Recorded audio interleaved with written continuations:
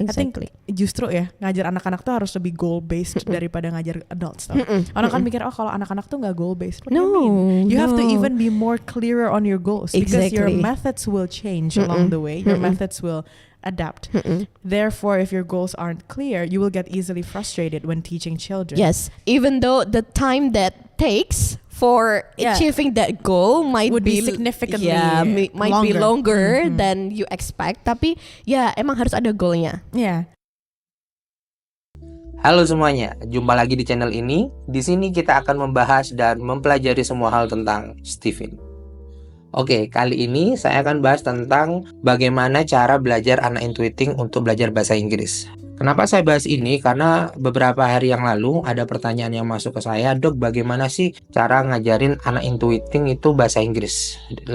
Terlebih di listeningnya gitu. Kata gurunya listening anak saya itu daripada yang lain itu memang dibilang lebih kurang daripada temannya gitu. Jadi memang ada beberapa hal yang memang harus diperhatikan. Sebetulnya bukan cara mengajarinya ya cara mengajarinya itu penting. Tapi ada beberapa konsep di awal yang memang parents semua harus tahu untuk anak intuiting. Yang pertama adalah knowing your child's genetic.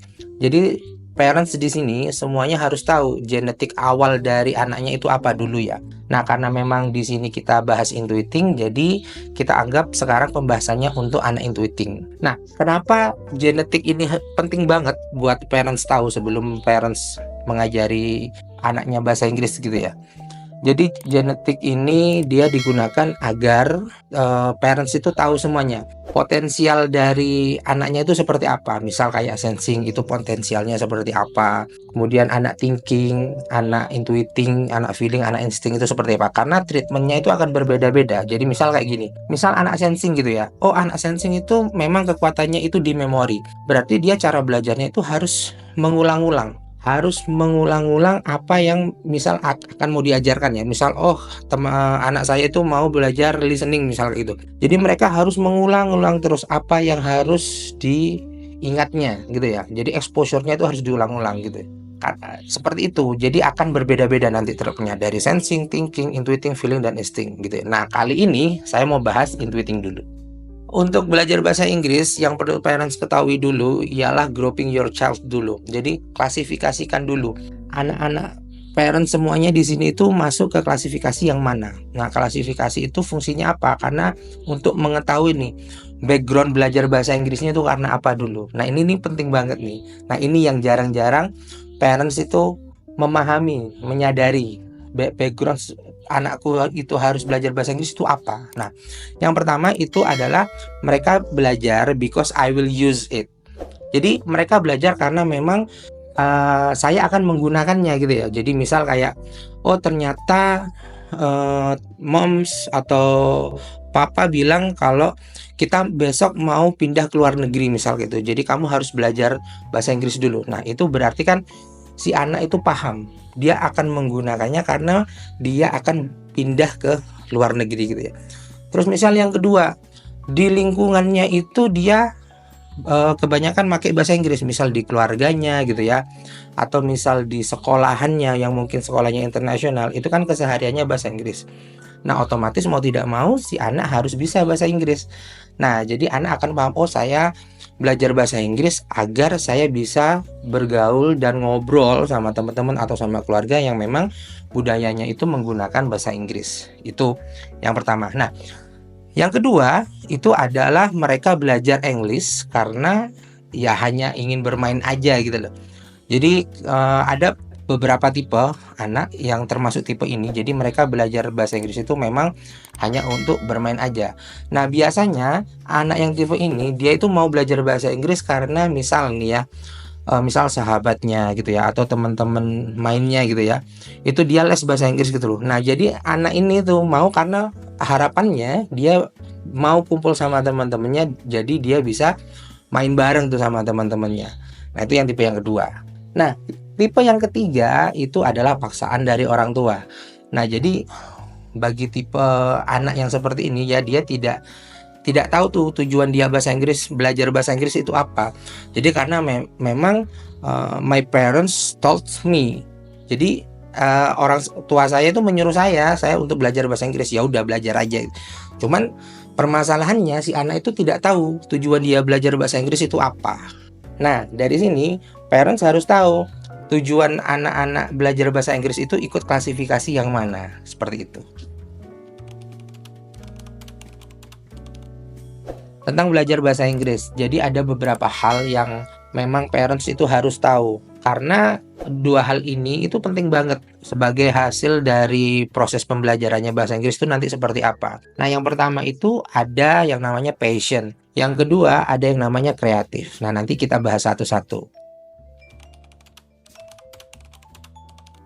Yang pertama kita bahas passion dulu ya. Passion di sini, this is not about whether you parents are passionate about teaching English or not, but adjust your passion to your child's genetic.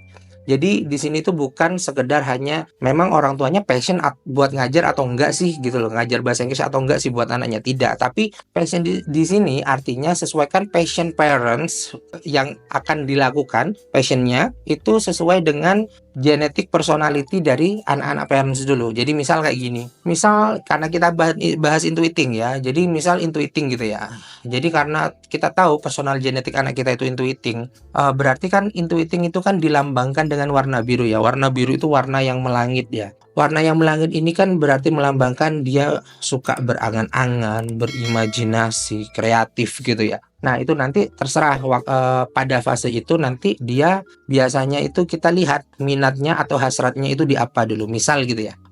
Pada waktu belajar bahasa Inggris, oh ternyata dia minatnya itu di music gitu ya. Nah, berarti passion kita untuk mengajari dia bahasa Inggris, kita masukkan juga ke music gitu passion kita. Jadi misal kita belajar bahasa Inggris sambil kita main music atau mungkin mendengarkan musik, itu bisa. Jadi kita sesuaikan dengan antara passion kita dengan personality genetik anak kita.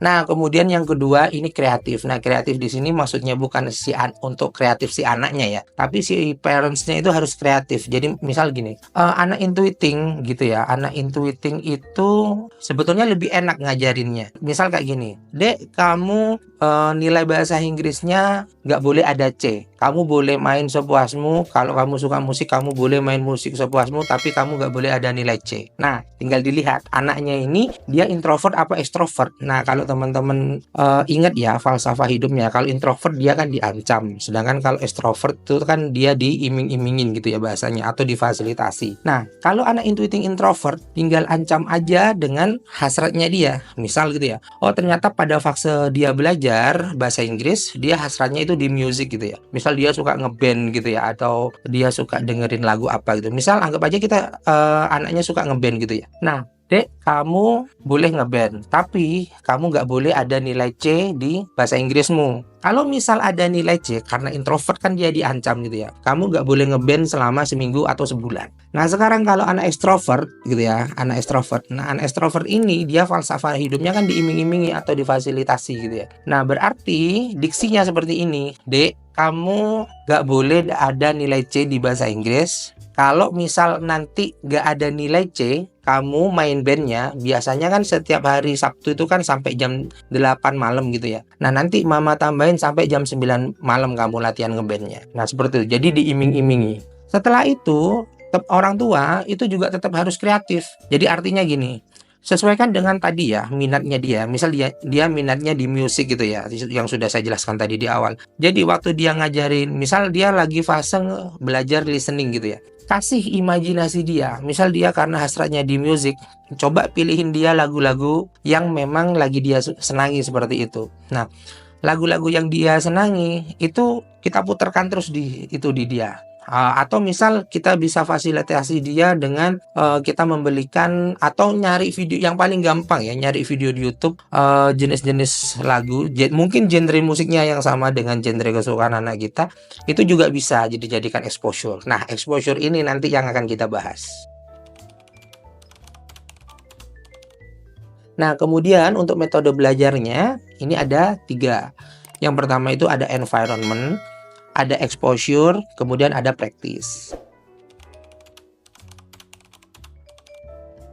Nah, untuk environment ini, jadi ini lebih ke lingkungan belajarnya. Jadi parents ini di sini harus menciptakan lingkungan belajar anak kita itu sesuai dengan apa yang dia nyaman gitu. Jadi misal gitu ya. Misal karena kita bahas intuiting ya. Jadi misal anak intuiting kita itu hasratnya itu dia lagi di Marvel gitu ya.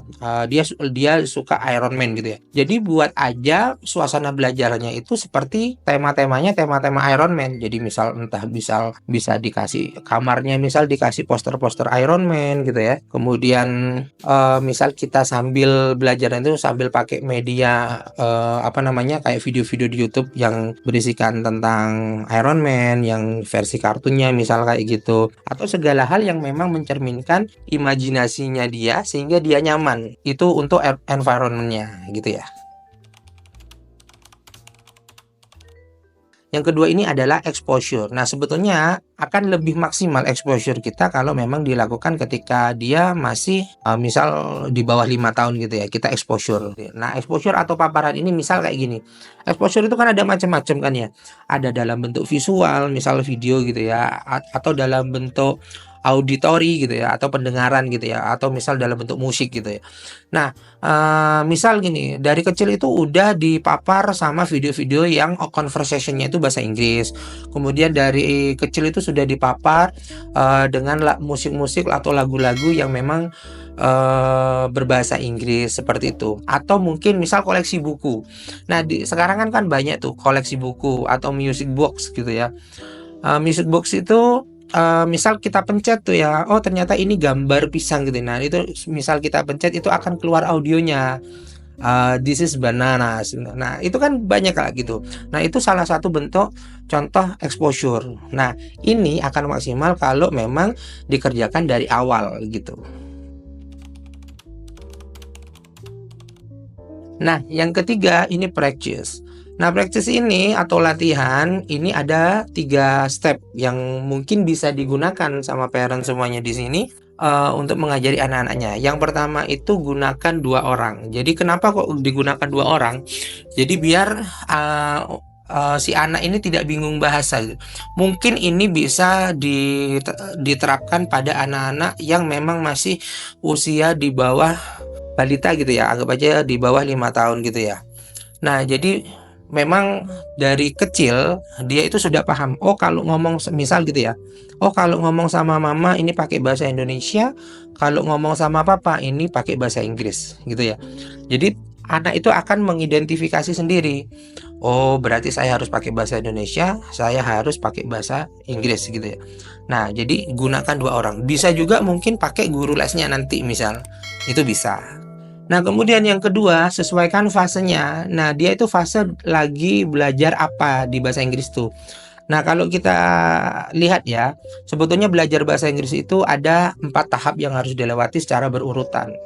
Yang pertama itu ada listening, kemudian ada speaking, ada reading, sama ada writing. Nah, 4 hal ini itu harus dilakukan berurutan. Kenapa? Karena ini menyesuaikan dengan pola pemahaman manusia untuk bisa mengenali bahasa. Jadi yang pertama itu harus bisa listening dulu, mendengarkan gitu ya. Kemudian yang kedua itu ada speaking, berbicara. Kemudian ada reading, kemudian ada writing. Misal nih, kalau fasenya lagi listening gitu ya, berarti exposure-nya, nah itu exposure-nya itu banyakin listening-nya. Jadi bisa misal bisa kita puterin lagu-lagu kayak tadi. Kemudian bisa kita puterin movie gitu ya, kalau memang anak kita lagi minatnya di movie gitu ya. Atau mungkin sekeliling kita, misal di rumah gitu ya, itu kita membiasakan orang tua gitu ya, ayah sama ibu gitu ya, itu berbicara dengan bahasa Inggris sedikit-sedikit gitu. Jadi paling tidak harapannya exposure untuk mendengarkan bahasa Inggrisnya ini dia akan terpapar terus tuh anak kita. Nah, kemudian ini ada guessing atau menebak. Nah, latihan yang ketiga ini itu ialah latihan menebak. Jadi latihan menebak di sini artinya itu ya kita menebak kosakatanya gitu. Misal kita latihan pakai lagu yang sederhana misal gitu ya. Misal lagu yang sederhana bahasa Inggris itu apa? Twinkle Twinkle Little Star gitu ya. Nah, di situ setelah anak kita terpapar sering ya terpapar lagu itu gitu ya. Nah, sesekali waktu kita coba terapkan guessing atau menebak. Jadi misal kita puterin videonya di YouTube misal kayak gitu ya. Setelah lagu itu terputar, misal Twinkle Twinkle Little, kita stop gitu ya, kita pause dulu. Nah, kemudian kita minta anak kita menebak. Habis itu apa katanya gitu ya. Oh, katanya star gitu. Nah, baru kita play. Nah, baru oh ternyata benar nih, Twinkle Twinkle Little Star gitu ya. Nah, dengan cara ini bisa memberi rangsangan kepada anak kita untuk memang mengingat kembali. Oh, ternyata setelah saya mendengarkan, ternyata yang maksudnya lagunya itu liriknya seperti ini gitu. Nah, itu bisa efektif tuh seperti itu. Nah, nanti sambil berjalannya waktu kita naik tahap lagi tuh. Misal kita menebak movie gitu ya. Kalau misal anaknya sudah SD, SMP atau SMA gitu ya. Kita menebak movie. Nah, di movie itu kan tentu aja movie yang pakai bahasa Inggris ya. Di movie itu kan biasanya kan ada subtitlenya. Nah, subtitlenya itu pada beberapa player itu kan ada media player maksud saya itu ada beberapa fitur yang untuk mengubah waktu untuk subtitlenya. Jadi misal orangnya artisnya lagi bilang I love you gitu ya. Itu subtitlenya tidak keluar, tapi setelah beberapa detik itu keluar. Nah, setelah seperti itu baru waktu pause, misal artisnya bilang I love you, kita pause. Nah, kita pause itu nanti anak kita minta tolong, ya coba ini dia bilang apa ini? Oh, dia bilang I love you. Artinya apa? Aku cinta kamu. Nah, sekarang kita play. Ternyata di subtitlenya itu bilangnya itu I love you, bukan I love you. Jadi beda antara I love you, aku mencintaimu, kalau I love you, aku menertawakanmu. Nah, jadi di sini anak kita itu juga bisa belajar. Oh, ternyata kalau pengucapan I love you itu bukan seperti ini. Kalau seperti ini pengucapannya, ini artinya aku menertawakanmu. Nah, seperti itu. Itu salah satu cara yang memang dilakukan bertahap ya, agar memang anak kita terbiasa. Nah, harapannya setelah melakukan ini, kemampuan dia berbahasa Inggris, baik listening gitu ya, maupun speaking gitu ya, ya nanti kalau udah dewasa mungkin di readingnya atau di writingnya itu akan lebih bagus gitu. Oke, untuk yang terakhirnya, parents harus paham anak intuiting itu anak yang unik gitu ya. Kita harus tahu bagaimana anak intuiting itu otaknya bekerja. Kita tidak bisa samakan dengan anak thinking misalnya gitu ya, meskipun dia sama cara kerjanya itu sama ya, belahan yang paling aktif itu di bagian otak kiri dan otak kanan gitu ya. Itu dia tidak bisa disamakan. Kalau anak thinking, kita tahu tuh dia itu motivasinya itu karena identik dengan prestasi gitu ya, juara, pengakuan gitu ya. Jadi memang falsafah hidupnya akan beda dengan anak thinking gitu ya.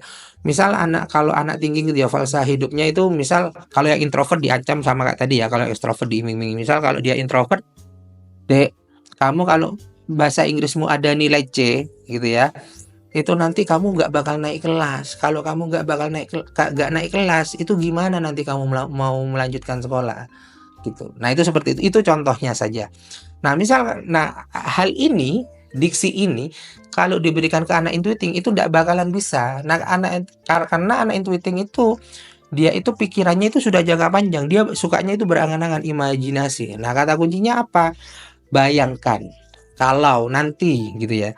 Jadi misal, Dek, nanti ya, kalau kamu udah besar, kalau kamu punya kesempatan kuliah di luar negeri, tapi nilaimu bahasa Inggris itu C, bagaimana kamu bisa nanti belajar di luar negeri? Nah, seperti itu contohnya. Karena jangkauannya itu panjang, visinya itu dia itu pemikirannya itu masa depan. Nah, jadi seperti itu. Nah, makanya penting untuk diketahui buat parents, harus tahu dulu personality genetik dari anaknya itu apa. Jadi kenapa? Karena nanti treatmentnya akan berbeda. Seperti itu.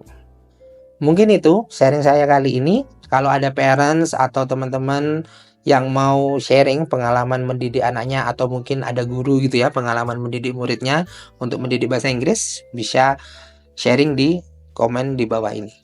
Gitu ya. Bye-bye.